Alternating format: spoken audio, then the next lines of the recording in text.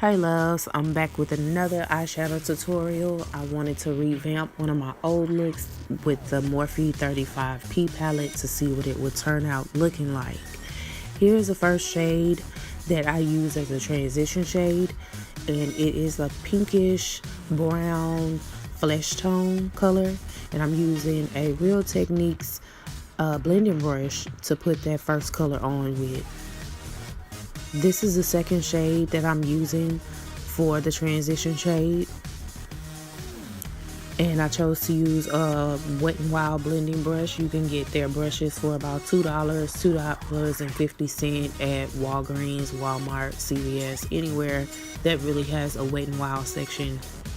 With this color, the more you add, the more intense it'll be. I call it a background color. A lot of people call it a transition color. Either way is fine, but I just chose to keep it fairly light for the look that I was trying to revamp, since that's the way that I did it in the first place. I try not to blend this color too high so that I can give off a flesh tone color underneath my eyebrow, since that's the way that I originally did it. Like I said before, the more you add, the more intense this particular color will become, but I wanted to keep it fairly light and keep the color closer to my lid space. And guys, please forgive my left eyebrow. It just kind of does what it wants to do. My hair on my left eyebrow grows in two different directions, and so either I have to brush that out or I have to put some type of eyebrow gel to make that hair stay in place.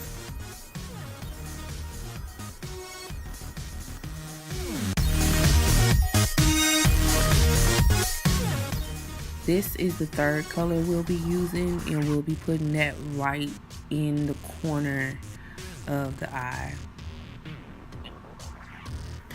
For me, the key is using the same brush that you use to blend the last color in. Some people will tell you don't do that, you need a new brush for a new color, but to me it just works out well and it's easier for me to blend that way.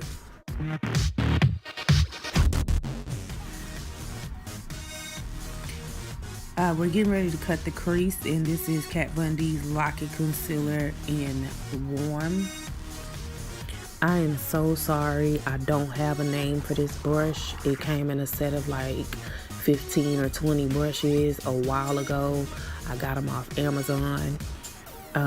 This is like one of my favorite cut crease brushes because it works so well, but unfortunately it's nameless. I get jealous a lot of the girls with the wide eyes or the eyes with a lot of lid space, because I just don't have it. It's just not there. I have to overline my eyes when it comes to cut creases a lot to achieve the look that I'm going for. And sometimes I don't like it because you can see the crease where my lid starts normally. But to achieve the look that I'm going for today, I had to overline my cut creases.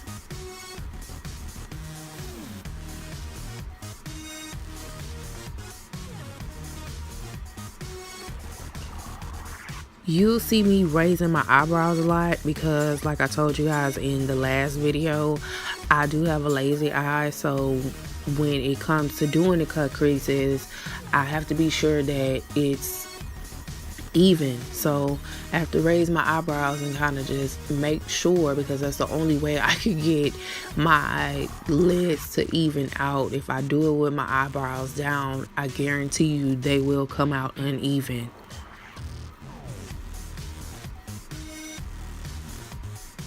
You just have to work with what you have. I'm not perfect, no one's perfect, so we have to learn little tricks to do what we need to do. This color is my favorite color out of this whole entire palette, this particular purple. The brush that you see me using right here came with the last one that I used to do my cut crease with. It came in a set of like 20 brushes I got off Amazon. I did some surveys and they gave me a free credit. I believe the whole set was maybe like $3, and it took like 3 weeks for me to get the brushes, but this wound up being one of my favorite brushes because the hair is so tight on this brush.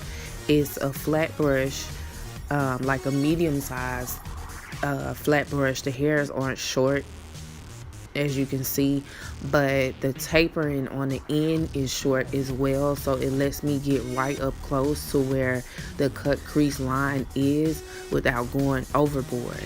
I had a problem with that when I first started trying to get into makeup, trying to blend eyeshadows, and it wouldn't work because of the end of the brush. But you'll see me right here just using sweeping motions to get it to blend into the outer corner color.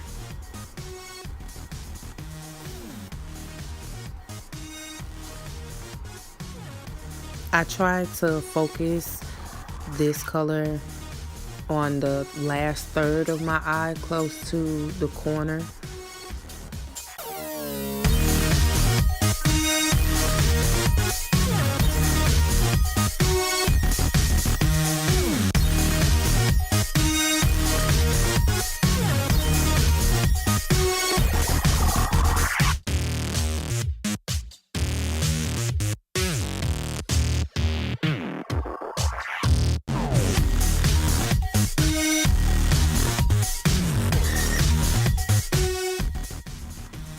This is completely optional. I used my Academy of Color Holographic palette.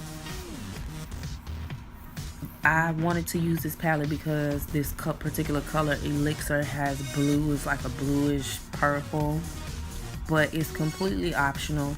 I'm showing you guys what I did with this palette so you can see how this color came out. This color Elixir is a icy bluish purple. Of course, it's not in the Morphe 35P palette, but in about 30 seconds, I'll be showing you guys another color that you can use in place of it. It's a metallic shimmery lavender color. Of course, it won't give you the same exact look, but it will give you something very similar. I am using the same flat brush that I used to put on the Barney Purple. So that the color won't be so intense, I usually use a makeup wipe to dust the heavier part of what's left on the brush off, and then continue to use the Elixir color. Here's a better shot of that color Elixir. I was saying that it is an icy bluish purple. I realized that I didn't tell you guys where you can get these palettes from. I get them from Kohl's. You can get them online, have them shipped to your house, or you could just go in store and pick them up if they're available. If not, if you just want to use the 35P, here's that shade, that lavender shimmer shade that you can use in place of it. Like I said before, it won't come out exactly the same, but I think that it'll come out just as pretty.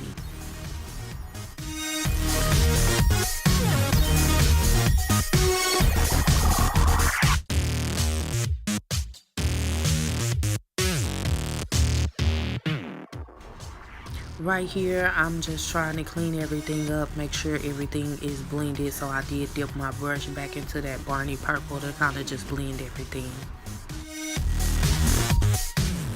The next color that I used was Nightfall from the Academy of Color palette. Here's a shade that you can use from the Morphe palette instead. Nightfall has a little bit of burgundy glitter in it. It's a really deep purple, and I just wanted to darken the outer V with this color.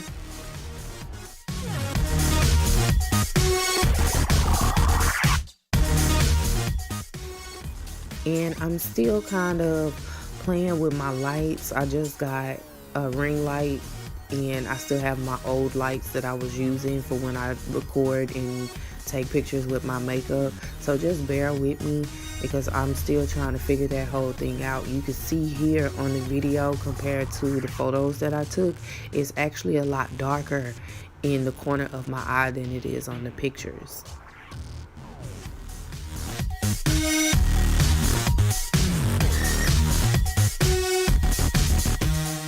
Right here, you'll see me blending out that last color that we put in the outer V. You just want it to be seamless, so I just want to kind of like buff it a little bit, not too much because I didn't want to lose the color.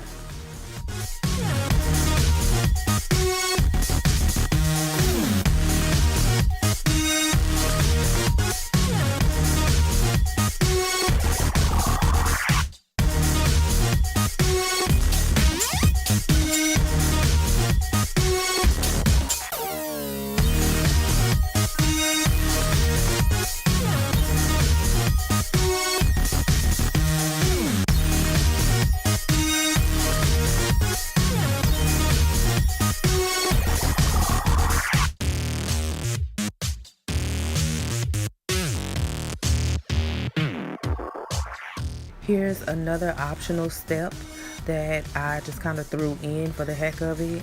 I need to use my Moondust palette. I use magnetic to put over that Barney purple and kind of dust out to the outer V. If you have the Fenty Galaxy palette, you can do the same thing.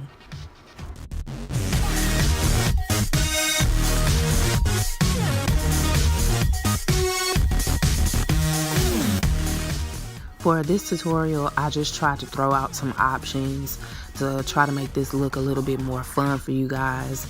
I think that's important, especially when you're doing tutorials and trying to not so much as teach, but trying to give out information about how to achieve the look. You can also use, if you have a purple glitter liner, just kind of graze it over that Barney purple backward, and I think that that'll work just as well as one of these Moondust palettes or the Galaxy palette.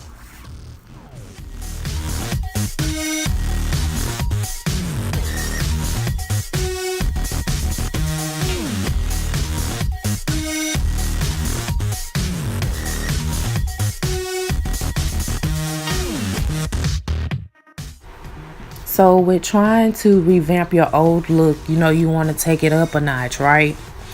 I was supposed to be putting on a royal blue eyeliner instead of the black, but me being me, I misplaced it right before I started recording this tutorial, so I had to improvise and use Old Faithful. I did try a new technique that I saw on somebody else's tutorial, and I tried to use a metallic teal eyeshadow in my bottom lash line. I'll never do that again. It did work, but it did make my eye itch really bad, so that'll be a no-no for me. Little disclaimer, I did clean up my eyeliner and under my eyeshadow after I stopped recording. So after I added mascara and lashes, that was it for this eyeshadow tutorial. I hope you guys enjoyed it. I hope you give it a thumbs up, and if you haven't subscribed to my YouTube channel, go ahead and do so. I also have a blog, and you can connect with me there at www.heron-park.com. I am Heron Park on Facebook and cc_Heron Park on Instagram. Thank you guys. Stay tuned for more tutorials to come.